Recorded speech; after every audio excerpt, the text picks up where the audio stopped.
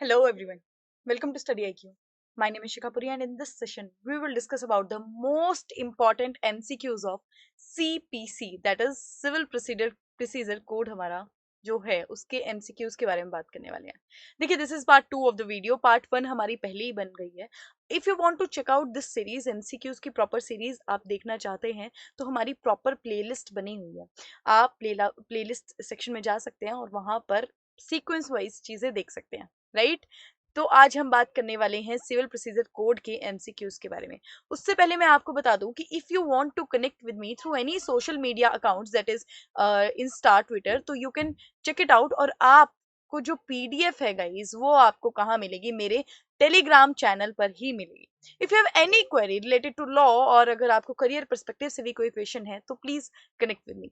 चलिए नेक्स्ट बात करते हैं। अब जब हम एमसीक्यूज की बात करते हैं ना, कई बार अब ये क्वेश्चन आपके सामने होगा, आपने बोला इतना इजी क्वेश्चन, इतना इजी क्वेश्चन कैसे आ सकता है? जनाब, ऐसे क्वेश्चंस में ना बंदा एकदम से फंस जाता है। स्टूडेंट्स पता क्या करते हैं, ये क्वेश्चंस याद नहीं करके आते, समझ के नहीं आते, और बस उसके बाद में ऐसे नॉर्मल से क्वेश्चन आ गया और यही क्वेश्चंस गलत करके बैठ जाते हैं। क्या है क्वेश्चन? क्या है? The code of civil procedure came into force on, कब फोर्स में आया? अब ये आपको पता होना चाहिए। जब भी कोई एक्ट आप स्टार्ट करते हैं तो कम से कम ये बातें पता होनी चाहिए, ठीक है, कि कब फोर्स में आया। तो क्वेश्चन के जो हमारे ऑप्शंस हैं वो क्या कहते हैं? A option is the 1 January 1909, B option कहता है 1 मार्च 1909, सी ऑप्शन कहता है 1 अप्रैल 1909 एंड डी ऑप्शन कहता है 1 सितंबर 1909। तो please tell me the correct answer, कब हमारा सीपीसी फोर्स में आया? A B C D, what is the correct answer guys? चलिए, अब इतना इजी क्वेश्चन अगर आप सोचोगे मैम इतना इजी क्वेश्चन है, तो इसका आंसर भी मुझे जल्दी जल्दी इसका आंसर मिलना चाहिए कि क्या इसका करेक्ट आंसर है। Correct, correct answer. तो इसका करेक्ट आंसर बन जाता है बेटा 1 जनवरी 1909 जो है। ए option is the correct option. 1 January 1909 में जो हमारा सीपीसी है वो फोर्स में आया। नेक्स्ट अगर हम बात करें, नेक्स्ट क्वेश्चन हमारा आता है, settlement of disputes outside the court is dealt with. अब आप कहोगे कि मैम हम बात कर रहे हैं सीपीसी की, सिविल प्रोसीजर कोड की। अब सिविल प्रोसीजर कोड के बात करें तो सिविल कोड्स के बारे में बात हो रही होगी, लेकिन ये प्रोविजन कहां से आ गई सीपीसी में? तो जनाब, ये प्रोविजन हमारे सेक्शन 89, देखिए सेक्शन 89 में हमारी दी गई है कि क्या अगर आपको कोर्ट के, सिविल कोर्ट के अलावा कहीं और अपना डिस्प्यूट क्या करना है, रिजॉल्व करना है, तो आप जा सकते हैं। ऑल्टरनेट डिस्प्यूट रेजोल्यूशन, एडीआर कहा जाता है इन चीजों को। ऑल्टरनेट डिस्प्यूट रेजोल्यूशन के बारे में बताया गया है, ठीक है। इससे क्या होता है, कॉस्ट बचती है, आपका खर्चा बचेगा। बाकी अब आप देखिए कि देखिए कोर्ट्स में कितना ही ज्यादा बर्डन होता है केसेस का, बहुत ज्यादा केसेस होते हैं और कितने टाइम पीरियड तक केसेस चलते रहते हैं। लेकिन जो एडीआर के मेथड है, ऑल्टरनेट डिस्प्यूट रेजोल्यूशन के जो मेथड्स हैं, वो बनाए ही इसलिए गए हैं ताकि जो आपके जो भी डिस्प्यूट्स हैं पार्टीज के, वो एक तो बहुत कम टाइम पीरियड में सॉल्व हो जाए और आपका इतना खर्चा भी ना हो। अब ऐसे कौन से जो डिस्प्यूट्स हैं, मतलब आप किन जगह पे आप जा सकते हो, एडीआरस के ऐसे कौन कौन से मेथड है जो आप अडॉप्ट कर सकते हो? क्या ये आर्बिट्रेशन है? क्या ये judicial settlement including settlement through लोक अदालत है? क्या कॉन्सिलेशन एंड मेडिएशन है? या फिर ऑल ऑफ द अबव? तीनों ये बात करता है। चलिए मुझे इसका करेक्ट आंसर बताइए। क्वेश्चन आपको समझ में आ गया। हम एडीआर की बात कर रहे हैं, ऑल्टरनेटिव डिस्प्यूट रेजोल्यूशन की। अब आर्बिट्रेशन क्या इसके अंदर आता है? लोक अदालत, लोक अदालत बनाई जाती है प्रॉपर, ठीक है, वो इसके अंदर आती है। कॉन्सिलेशन एंड मीडिएटर, जिसमें कॉन्सिलेटर अपॉइंट किया जाता है। आर्बिट्रेशन में आर्बिट्रेटर अपॉइंट किया जाता है। ज्यादातर जब कंपनीज के जो डिस्प्यूट्स होते हैं पार्टीज के, वो आर्बिट्रेशन के अंदर ही जाते हैं, उन्होंने पहले से ही क्लॉज डाला होता है। तो अब मुझे बताओ इसका करेक्ट आंसर क्या होगा? अब तो मैंने बोल भी दिया, अब तो बोल भी दिया, अब क्या बचा क्या है आपके पास?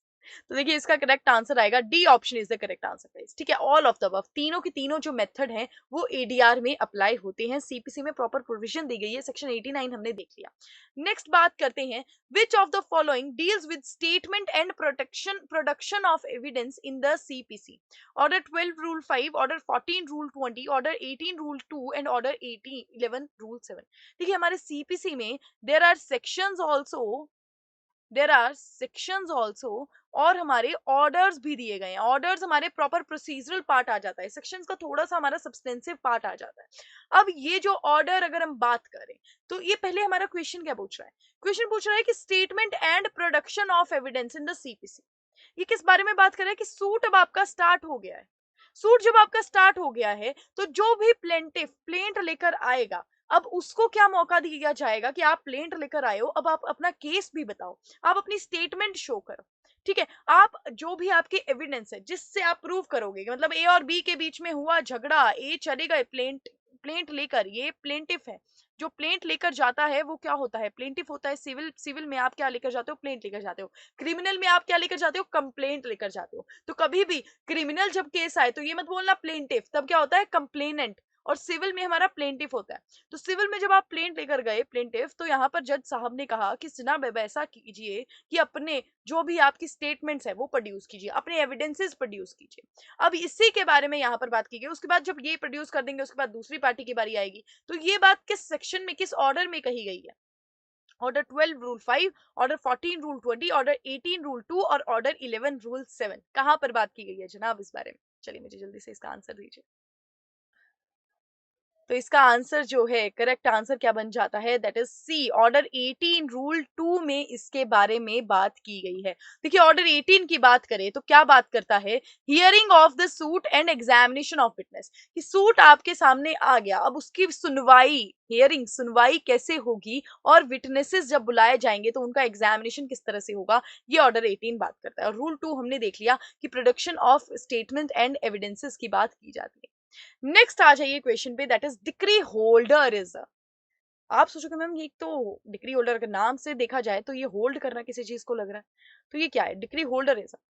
पहले ऑप्शंस पढ़ते हैं फिर उसके बाद में क्वेश्चन पे चलेंगे। Decree holder is any person in whose favour a decree has been passed, an order capable of execution has been passed, either A और बी और नन ऑफ द दीज। कौन है डिक्री होल्डर, कि जिसके favour में decree pass की गई है, या फिर एक ऐसा ऑर्डर जिसकी एग्जीक्यूशन जो है वो होगी, केपेबल है वो ऐसा ऑर्डर, उसकी एग्जीक्यूशन होगी, इधर ए और बी और none of the decree holder माने मतलब ए, पहले एग्जांपल ले लो यार। ए और बी पर्सन है, देखो स्टूडेंट्स, ए और बी पर्सन है, वो कहां पर गए जनाब, वो केस लेकर जा रहे हैं, दोनों का आपस में डिस्प्यूट चल रहा है और दोनों केस लेकर चले गए। अब यहाँ पर जो है जजमेंट जब आई, जजमेंट आई फिर डिक्री आई, तो किसके फेवर में आई, ए के फेवर में आई। तो जिसके फेवर में डिक्री आती है वो कौन हो जाता है, वो हो जाते हैं हमारे डिक्री होल्डर। कौन हो जाते हैं, डिक्री होल्डर। डिक्री उन्होंने होल्ड कर ली, नाम से ही समझ लिया करो। ऐसे ही थोड़ा सा लगाया करो चीजें कि डिक्री जिसने होल्ड कर दी वो क्या हो गया होगा, डिक्री होल्डर मतलब वो जीत गया केस को। अब वो ऑब्वियसली, अब ये ऑर्डर क्या है, एग्जीक्यूशन करने की कैपेबिलिटी रखता है कि नहीं रखता। एग्जीक्यूशन माने कि ऑर्डर तो दे दिया कि ए के पास प्रॉपर्टी जाएगी, लेकिन एग्जीक्यूट कब होगा, जब रियल में ए के पास प्रॉपर्टी जाएगी, क्या क्या चीजें उसके लिए लगेंगी, वो सारी एग्जीक्यूशन का पार्ट होती है। तो वो ऑर्डर क्या है, एग्जीक्यूशन के भी कैपेबल है, इसलिए यहाँ पर क्या आ जाएगा, ऑप्शन सी, ऑप्शन यहाँ पे करेक्ट हो जाएगा। ठीक है स्टूडेंट्स, क्या आंसर हो जाएगा, डिक्री होल्डर इज जिसके फेवर में डिक्री पास हुई है एंड जो वो ऑर्डर आया है वो केपेबल है ऑफ एग्जीक्यूशन। तो ए और बी जो आंसर है वो करेक्ट आंसर हो जाएगा डिक्री होल्डर का। आई होप आपको समझ में आ गया हो। नेक्स्ट चलो, एक्चुअली क्या होता है ना कि ये जो चीजें हैं हम ऊपर ऊपर से पढ़ते हैं, हम ऐसे ओवरव्यू देते हैं, या फिर अगर जनरल पर्सपेक्टिव की बात करें तो हमें पता ही नहीं होती। तो और जो मीडिया में देखी जाती हैं आधी अधूरी बातें पता होती हैं, लेकिन प्रॉपर लॉ क्या कहता है वो हमें पता होना चाहिए, राइट। नेक्स्ट आ जाइए, where an appeal is preferred from a decree of court of first instance the appellate court में। देखिए आप अपील, आपकी आपने पक्का सुना होगा अपील के बारे में। जब केस फाइल होता है कोई भी कोर्ट जो है वो जजमेंट दे देता है। अब जिस हमने डिक्री होल्डर तो कह दिया, अब जो वो पर्सन कौन होगा जिसके अगेंस्ट जजमेंट आई होगी, उसको क्या कहा जाता है जनाब, उसको कहा जाता है जजमेंट डेटर। जजमेंट डेटर उसको कहा जाता है, नाम से पढ़ो जजमेंट डेटर की। वो अब भाई किसके वो कर्जे में आ गया, वो जजमेंट के कर्जे में आ गया, क्योंकि क्या है अब उसके अगेंस्ट जजमेंट आई है। अब जजमेंट डेटर क्या करेगा, जजमेंट डेटर अपील फाइल करेगा, और अपील किस कहाँ पे फाइल करेगा, ऑब्वियसली जो हायर कोर्ट्स होते हैं उस पे अप्लाई करेगा। तो यहाँ पर देखिए जो भी एपेलेट कोर्ट होगा उसकी पावर्स के बारे में क्या क्वेश्चन पूछा गया है। ठीक है, अब बताओ कि क्या जो एपेलेट कोर्ट है वो क्या कर सकती है, डिसमिस कर सकती है अपील को under order 41 rule 11 without issuing any notice to the respondents, B confirm reverse or vary the decree of the court instance order 41 rule 32, either A और बी और नन ऑफ दीज। चलिए मुझे इसका answer बताइए, इसका answer क्या बनेगा, ए B C D. क्या अब देखो, आप अपील लेकर गए, आप जब अपील लेकर गए तो कई बार ऐसा सिनेरियो होता है कि जो अपीलेट कोर्ट है उसको डिसमिस कर देती है। तो जब डिसमिस कर दिया तो ना उसने, और जो नोटिस है वो ना उसने लोअर कोर्ट को दिया, ना उसने रिस्पोंडेंट को ऑर्डर दिया। तो क्या ये है पावर हमारे अपीलेट कोर्ट के बारे में? सेकंड कहता है कि क्या जो भी जो डिसीजन था फर्स्ट इंस्टेंस जिससे आप ऑब्जेक्शन लेकर आए थे, जिस ऑर्डर को लेकर आए थे, क्या उसको या फिर तो कंफर्म कर देगी कि नहीं नहीं ये बिल्कुल सही है, या फिर उसको रिवर्स कर देगी कि बिल्कुल ये उल्टा कर दिया, या फिर उससे थोड़ा सा वेरी चली जाएगी। तो ये कर सकती है या फिर अपीलेट कोर्ट। कितना ही इजी क्वेश्चन। अब तो जब जब ऑप्शन समझ गए ना तो फिर क्या रह गया। ठीक है, हमेशा आई ऑलवेज सजेस्ट यू कि भाई क्वेश्चन पहले समझिए, उसकी ऑप्शन समझिए, उसके बाद आंसर कीजिएगा। ठीक है, टाइम भी नहीं होता है, ऐसा भी नहीं है कि बस इसमें ही टाइम लगा दिया, प्रॉपर जब आपने पढ़ा होगा तो आपको समझ भी आ जाएगी चीजें। ठीक है, अब इसका आंसर क्या बनेगा? इसका आंसर बनेगा जनाब C option, that is either A और बी। ए और बी इसका करेक्ट ऑप्शन हो जाएगा। कैसे? ऑर्डर 41 रूल 11 बात करता है कि अपील जब डिसमिस कर दी तो नोटिस, ये पावर है एपीलेट कोर्ट के पास कि वो नोटिस नहीं देगी रिस्पोंडेंट्स और किसको, हमारे लोअर कोर्ट को। बट इस सिनेरियो में एपीलेट कोर्ट को क्या करना पड़ेगा? इस सिनेरियो में एपीलेट कोर्ट को जो भी उसने जजमेंट दिया है ना, उसमें ब्रीफ में उसको रीजंस देने पड़ेंगे कि इस वजह से मैंने जो भी ये जजमेंट है, जो भी जो पुरानी जजमेंट थी उसको डिसमिस किया, या फिर मैंने अपील को डिसमिस किया। आप अपील लेकर आए और मैंने अपील को डिसमिस किया इन इन ग्राउंड्स की वजह से, वो ब्रीफ में लिखना पड़ेगा। तो ये हमारा क्वेश्चन आ, और ऐसे हमारा ऑर्डर बात करता है। ठीक है, नेक्स्ट आ जाइए। नेक्स्ट हमारा बात करता है, और अगर हम बात करें ऑर्डर 41 की, procedure on admission of appeal की, जब अपील को एडमिट कर दिया जाता है उसके बाद का क्या प्रोसीजर है उसके बारे में यहाँ पर बात होती है। टाइम पीरियड के बारे में भी बात की गई है कि जब आप अपीलेट कोर्ट के पास चले गए तो एक पर्टिकुलर टाइम पीरियड दिया गया है कि आपको उसी टाइम पीरियड में उस अपील को क्या करना है, सॉल्व आउट करना है। अब कोई भी पर्सन इतना केस लेकर आया आपके पास, उसके बाद अपील लेकर आया, अब आप तो कम से कम उसको सुलझाइए एक पर्टिकुलर टाइम पीरियड में, कि आप भी 10 साल लगा देंगे। ठीक है, सीपीसी ये भी बात बोलती है। Who may be joined as plaintiffs. Plaintiffs को कौन कौन, मतलब प्लेंटिव कौन कौन बन सकता है, ये क्वेश्चन आपसे पूछ रहा है। Only one person may be joined in one suit as plaintiffs. All persons may be joined in one suit as plaintiffs. A and B and none of the above. चलिए मुझे इसका करेक्ट आंसर बताइए कि एक option क्या कहता है कि आपसे क्वेश्चन पूछा कि कौन जो है वो प्लेंटिव बन सकता है। ऑप्शन, पहली ऑप्शन कह रहा है कि सिर्फ एक ही पर्सन एक सूट फाइल कर सकता है, या फिर जो पर्सन इंटरेस्टेड है वो सूट फाइल कर सकते हैं, या फिर दोनों ही, या फिर नन ऑफ द अबव। तो इसका करेक्ट ऑप्शन क्या आ जाएगा जनाब? इसका ऑप्शन आ जाएगा स्टूडेंट्स बी ऑप्शन। बेटा इसका करेक्ट ऑप्शन आ जाएगा बी। क्या? कि सारे पर्संस जो हैं, जो भी इंटरेस्टेड पार्टीज हैं, वो प्लेंटिव्स बन सकते हैं। अब अगर बात करें सीपीसी की, सीपीसी में बहुत ज्यादा चीजें दी गई है। रिप्रेजेंटेटिव सूट के बारे में बात की गई है कि देखिए कई बार ऐसा होता है कि झगड़ा जो है, ये 3 पर्सन है, इस एक पर्सन का इन तीनों के रिगार्डिंग झगड़ा है। ठीक है, अब मान लो ये बिल्डर है और बिल्डर ने इन तीनों के साथ गलत किया है, लेकिन यहाँ पर एक ही पर्सन आ गया और इसने इन पर्संस के बिहाफ में सूट फाइल कर दिया, तो ये होता है रिप्रेजेंटेटिव सूट। मतलब ये जो दूसरे पर्सन है उनके उनको रिप्रेजेंट कर रहा है। तो सीपीसी हमारी अलग अलग प्रोविजंस भी देता है। ठीक है, तो कौन प्लेंटिफ बन सकता है, कौन नहीं बन सकता, ये बारे में बात की गई है। नेक्स्ट आ जाइए।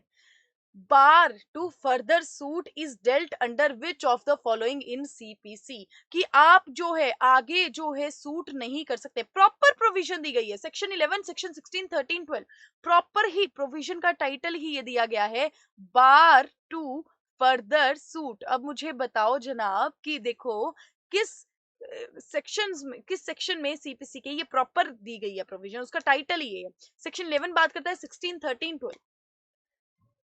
ठीक है, चलिए कंफ्यूज नहीं होना है, रेस जुडिकाटा वगैरह से कंफ्यूज नहीं होना है, इस चीज को इसमें प्रॉपर बताया गया है कि देखिए एक पर्टिकुलर कॉज ऑफ एक्शन होगा, उसमें आपको कोर्ट कह देगी कि इस पर्टिकुलर कॉज ऑफ एक्शन के रिगार्डिंग आप नहीं क्या कर सकते, सूट फाइल नहीं कर सकते आगे। तो बस जब आपको ये कह दिया तो बार लग गया कि अब आप उस कॉज ऑफ एक्शन के आगे तो के रिगार्डिंग तो आप सूट नहीं फाइल कर सकते।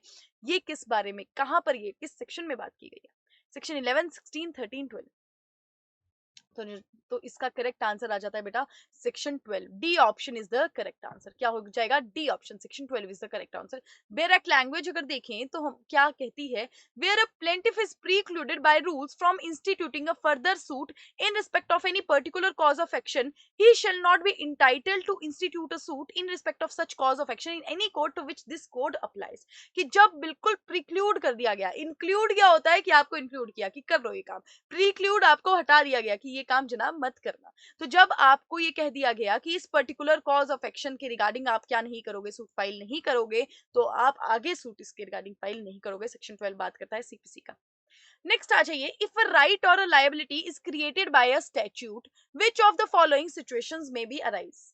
कि कोई भी स्टैट्यूट बना, कोई भी लॉ बना, उस लॉ में राइट्स आए आपके पास, उस लॉ में लायबिलिटीज भी आई, तो अब जो है क्या क्या सिचुएशंस अराइज हो सकती हैं। द स्टैट्यूट में create a specific forum for its enforcement. कि एक लॉ बना अब उसकी इन्फोर्समेंट के लिए, कि मतलब इस रिगार्डिंग अगर कोई भी डिस्प्यूट आएगा, कोई भी क्वेश्चन ऑफ लॉ आएगा, तो आप इस फॉरम में जाओगे, मतलब इस कोर्ट में जाओगे। या फिर तो ये अराइज हो सकती है चीज, या फिर अगर कोई भी मशीनरी, सेकंड ऑप्शन क्या कहता है कि if no machinery is provided for enforcement, civil court can entertain the suits beside the suit of which cognizance is expressly barred. कि अगर मैंने पहले जो इंस्टांस था उसमें क्या बताया कि देखिए एक लॉ बना, लॉ में राइट्स और लाइबिलिटीज बनी, अब उसमें ये कहा गया कि देखो अगर इस राइट्स एंड लाइबिलिटीज के रिगार्डिंग, मतलब राइट अगर आपके पास आए, तो देखो कई बार ऐसा होता है एक पर्सन का राइट जो है वो इन्फ्रिंज कर दिया दूसरे पर्सन ने, तो अब ये वाला मैटर ये बना दिया, स्टैट्यूट ने, इस लॉ ने ये भी बना दिया कि आप इस पर्टिकुलर कोर्ट में जाओगे ये वाला मैटर लेके। या फिर तो ये सिचुएशन अराइज हो गई, या फिर ये वाली मशीनरी नहीं बनाई, बस right and liability he create कर दी। तो अब अगर इनका आपस में डिस्प्यूट होगा फिर कहां जाएंगे, फिर कहा गया कि सिविल कोर्ट में आप जा सकते हो, अनलेस सिविल कोर्ट को एक्सप्रेसली बार किया हो इस टाइप के सूट्स लेने में। तो ठीक है, तो सिविल कोर्ट्स में जा सकते हैं। तो क्या इसका ये करेक्ट आंसर होगा, या फिर दोनों ही करेक्ट आंसर है, या फिर नन ऑफ दीज। इतनी अच्छे से जब आपको प्रोविजन बता दी, जब इतने अच्छे से आपको ऑप्शन बता दिया, अब तो इसका करेक्ट आंसर मेरे पास आना चाहिए। प्लीज स्टूडेंट्स इसका करेक्ट आंसर मुझे बताना, क्या है इसका करेक्ट आंसर।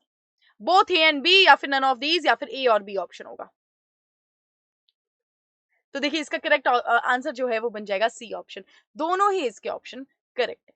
ठीक है, देखिए अगर हम एग्जांपल्स की बात करें, कंज्यूमर प्रोटेक्शन एक्ट है तो उसके लिए एक अलग से फॉरम बना हुआ है। ठीक है, हर चीज के लिए अब जब कंज्यूमर प्रोटेक्शन एक्ट के रिगार्डिंग जब आप फाइल्स, आप जो कंप्लेंट्स लेकर जाते हो, तो आप एक फॉरम में लेके जाते हो ना, पर्टिकुलर कंज्यूमर प्रोटेक्शन फॉरम में ही लेके जाते हो। नेशनल ग्रीन ट्रिब्यूनल बना हुआ है, national NCLT, national company law tribunal बना हुआ है, हर एक एक लॉ का एक एक ट्रिब्यूनल बना हुआ है। लेकिन अगर ट्रिब्यूनल नहीं बना हुआ तो सिविल कोर्ट में जाइए, और सिविल कोर्ट को अगर बार नहीं किया गया है तो। नेक्स्ट आ जाओ, which of the following deals with when plaintiff in doubt from whom redress is to be sought। कई बार ऐसा होता है कि जब आप सूट फाइल करते हो, आप हो प्लेंटिफ, तो कई बार ऐसा होता है कि आपको ये डाउट्स रहता है कि देखिए मैं किसके खिलाफ सूट फाइल करूं, कि ये पर्सन भी खराब है, ये पर्सन भी खराब है, इसने भी मेरे साथ गलत किया है, इसने भी गलत किया है, अब ए और बी में से मैं किसके खिलाफ सूट फाइल करूं। तो लॉ आपको क्या कहता है कि जनाब आप दोनों के ही खिलाफ जो है वो सूट फाइल कर दीजिए, अगर आपको डाउट है तो फिर ये क्वेश्चन भी डिटरमाइन हो जाएगा कि इनमें से कौन लायबल है, जो भी ऑफेंस हुआ है उसके खिलाफ, या फिर जो भी जिसने भी आपके साथ गलत किया है वो कौन लायबल होगा, या फिर कितने एक्सटेंड तक लायबल होगा।